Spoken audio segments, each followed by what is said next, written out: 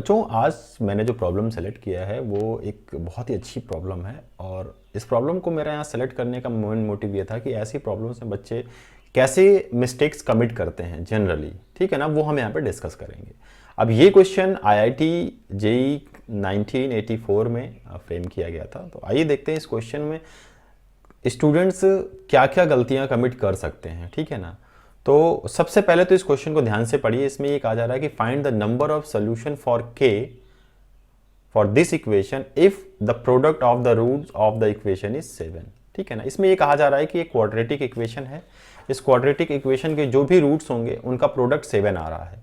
तो हमारे पास हमारा जो फंडा है वो क्लियर है कि किसी भी क्वाड्रेटिक इक्वेशन में अगर अल्फा और बीटा रूट्स हैं 2 और उनका प्रोडक्ट की बात की जाएगी तो हमें पता है वो क्या होता है, c बाई ए, ठीक है ना। c बाई ए कहाँ से, A x square plus B x plus C is equals to 0। अगर कोई स्टैंडर्ड क्वाड्रेटिक इक्वेशन इस फॉर्म में है तो प्रोडक्ट का रूट्स होगा c बाई ए होगा।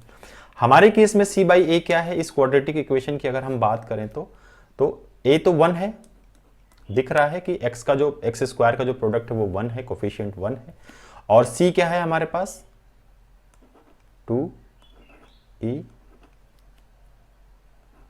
ln k माइनस 1, ठीक है ना। ये c है divided by 1 is equals to 7, ठीक है ना। ये इतना आपके पास आ गया। इसको थोड़ा सा और सिंप्लीफाई करते हैं फटाफट से।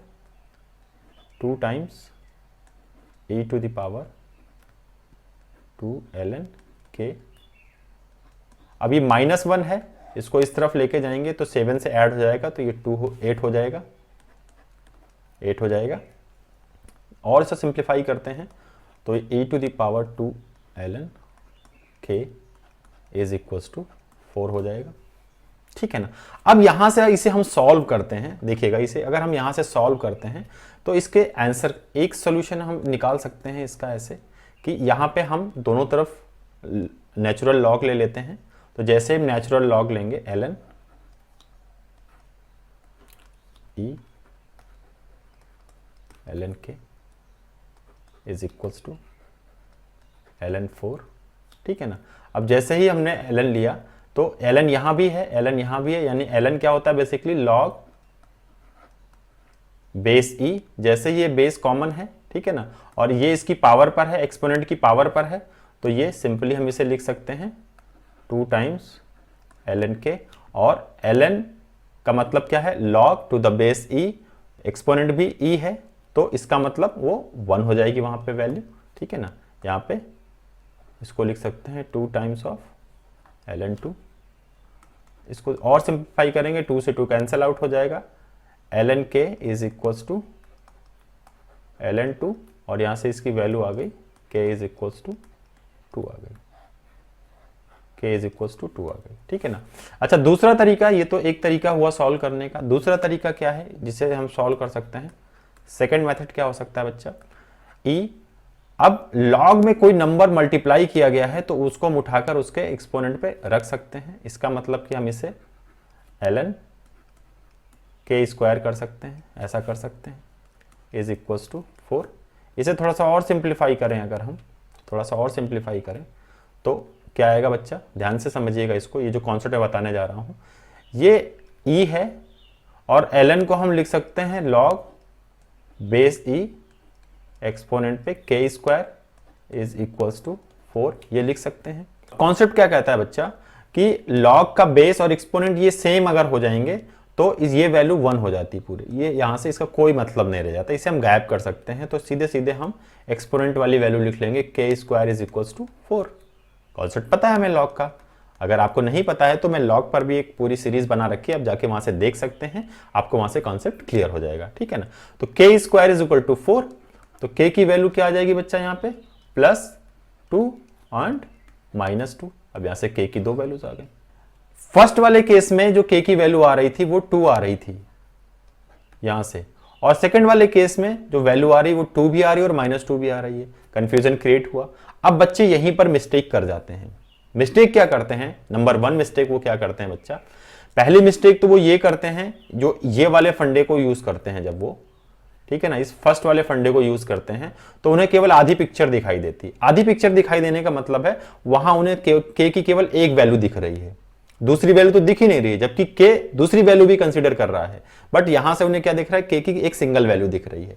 तो पहली मिस्टेक वो यही कमिट करते हैं कि वो के की केवल एक ही वैल्यू को फाइंड आउट कर पाते हैं, आधी पिक्चर ही वो देख पाते हैं। जब आप दूसरा कॉन्सेप्ट यूज करते हैं, दूसरे मेथड से आप जाते हैं, सेकंड वाले मेथड को यूज करते हैं यहां से, तो आप ये देखते हैं कि के की दो वैल्यूज आ रही हैं, एक +2 और दूसरा -2, दो वैल्यूज आ रही हैं यहां पे।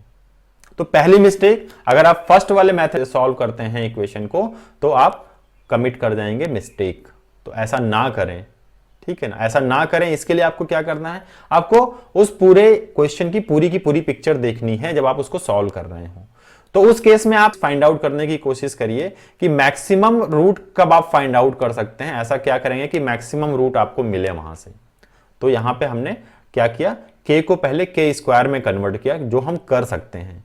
ऐसा नहीं जबरदस्ती उसमें के है तो के स्क्वायर कर देना, ऐसा नहीं करना है। हम यहां पे कर सकते थे, हमारे पास फंडा है, हमारे पास कॉन्सेप्ट है, उस कॉन्सेप्ट से हम ऐसा कर सकते थे। जो यहां पे 2 मल्टीप्लाई था, हमें पता है कि किसी भी लॉग पे अगर नंबर मल्टीप्लाई है तो हम उसको एक्सपोनेंट की पावर पे लिख सकते हैं, तब हम ऐसा कर पाए, है ना। तो इस 2 को हमने इस के पावर पर मूव कर दिया, ठीक है ना। तो ऐसा कर सकते थे, जब कर सकते थे तो हम कर पाए यहाँ पे, ठीक है। तो एक तो ये हमें नहीं करना है कि हम जल्दी जल्दी करके हाफ पिक्चर देख के निकल लें। दूसरी मिस्टेक बच्चे क्या कमिट करते हैं बच्चा, अब जैसे सपोज करिए कि आंसर आपका आ गया -2 और 2।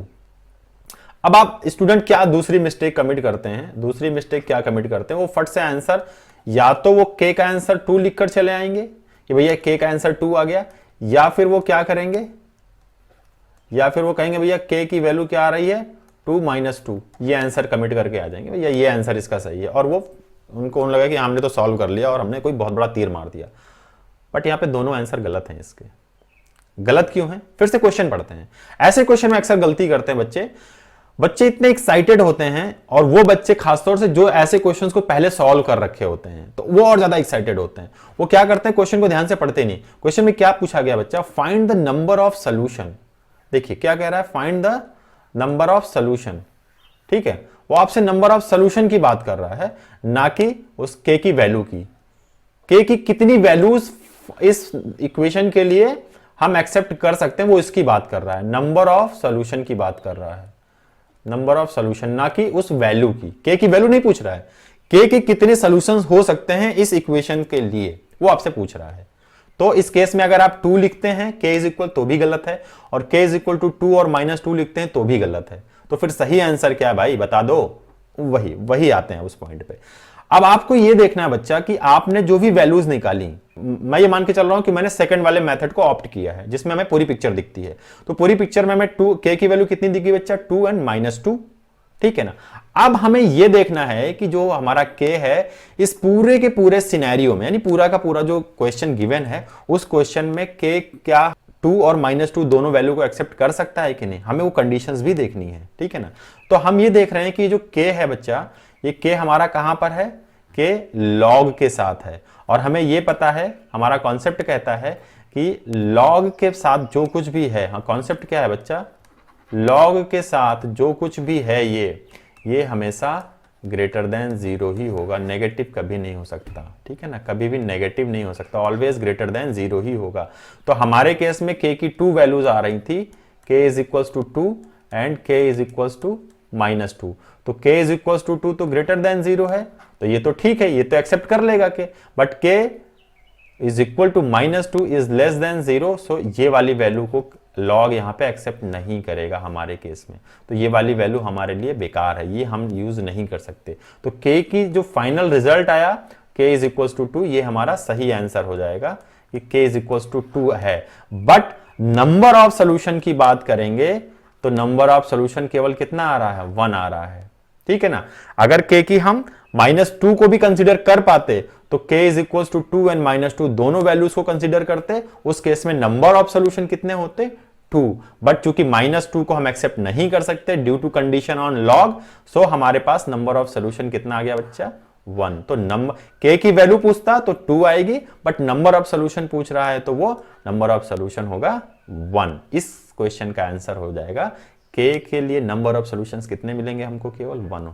कितने मिलेंगे, केवल 1। तो ये 2 मिस्टेक्स आप कमिट करते हैं एग्जाम हॉल में, प्रेशर की वजह से भी और एक्साइटमेंट में भी। ठीक है बच्चों, तो आई होप कि आपको ये कॉन्सेप्ट समझ में आया होगा, और ये 2 मिस्टेक्स जो जनरली आप ऐसे क्वेश्चंस में कमिट करते हैं वो अब आप कमिट नहीं करेंगे। ठीक है बच्चों, तो आई होप कि आपको ये सेशन अच्छा लगा होगा। मिलते हैं नेक्स्ट सेशन में। टिल देन जय हिंद, जय भारत।